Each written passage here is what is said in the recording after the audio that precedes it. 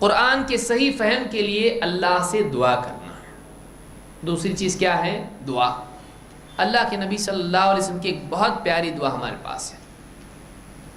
عبداللہ رضی اللہ عنہ فرماتے ہیں اللہ کے رسول صلی اللہ علیہ وسلم نے فرمایا ما اصاب احدا قط ہم ولا حزن فقال، جس انسان کو کوئی فکر اور غم لاحق ہو جائے اور وہ یوں کہے اللہم انی عبدک وابن عبدک وابن امتک، اے اللہ میں تیرا بندہ ہوں اور میں تیرے بندے کا بیٹا ہوں، اور وابن امتک اور تیری بندی کا بیٹا ہوں۔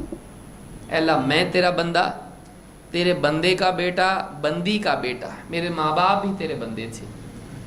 ناصیتی بیدک، میری پیشانی تیرے ہاتھ میں ہے۔ ماض فی حکمک، میری زندگی میں تیرا حکم چلتا ہے۔ عدل فی قضاؤک، اور میرے بارے میں جو بھی فیصلہ تو دے اس میں ناانصافی نہیں بلکہ وہ عدل والا ہے۔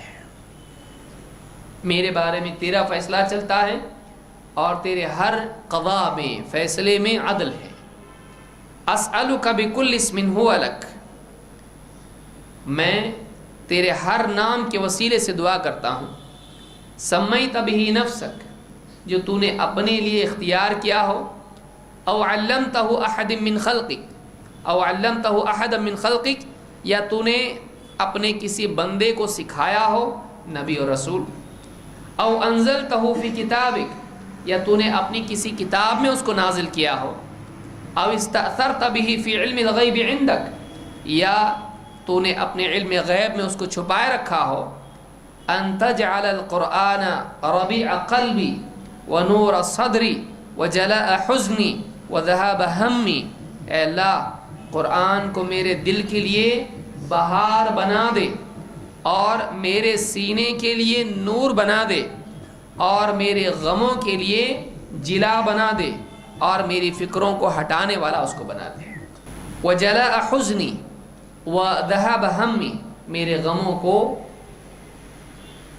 مٹانے والا اور ہلکا کرنے والا اور میری فکروں کو دور کرنے والا اس قرآن کو بنا دے۔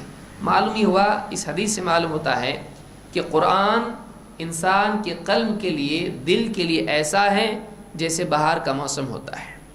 اگر آدمی صحیح ڈھنگ سے قرآن کو پڑھے تو اس کی زندگی میں بہار آنا جس کو ہم کہتے ہیں، اس کے دل کے لیے بہار قرآن بن سکتا ہے۔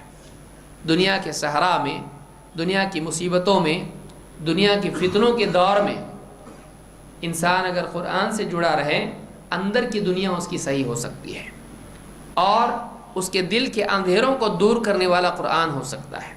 اسی طرح سے اس کے غم اور اس کی فکریں، اس کے لیے قرآن علاج بن سکتا ہے۔ اگر آدمی قرآن سے جڑا رہے، آپ سوچئے یہ چار چیزیں یہاں پر بیان کی گئی ہیں: بہار،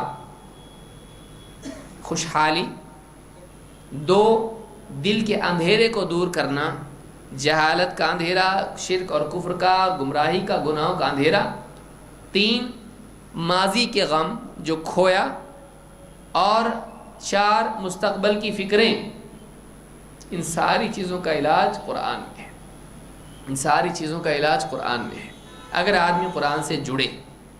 الا اذهب الله همه وحزنه وابدله مكانه فرجا، فرمایا کہ اللہ تعالیٰ اس کے فکر اور غم کو ہٹا دیتا ہے اور اس کے بدلے میں اس کے لیے وسعت پیدا کر دیتا ہے۔ قال فقیل یا رسول اللہ الا نتعلمها، صحابہ نے کہا کہ اللہ کے رسول کیا ہم اس دعا کو نہ سیکھیں؟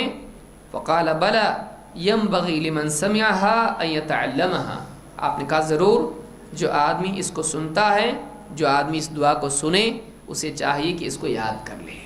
اس کو امام احمد، طبرانی، ابو یعلا، ابن حبان اور حاکم نے روایت کی اور یہ حدیث صحیح ہے۔ تو دوسری چیز معلوم ہوئی کہ قرآن کے صحیح فہم کے لیے آدمی کو چاہیے کہ اللہ سے دعا کرے۔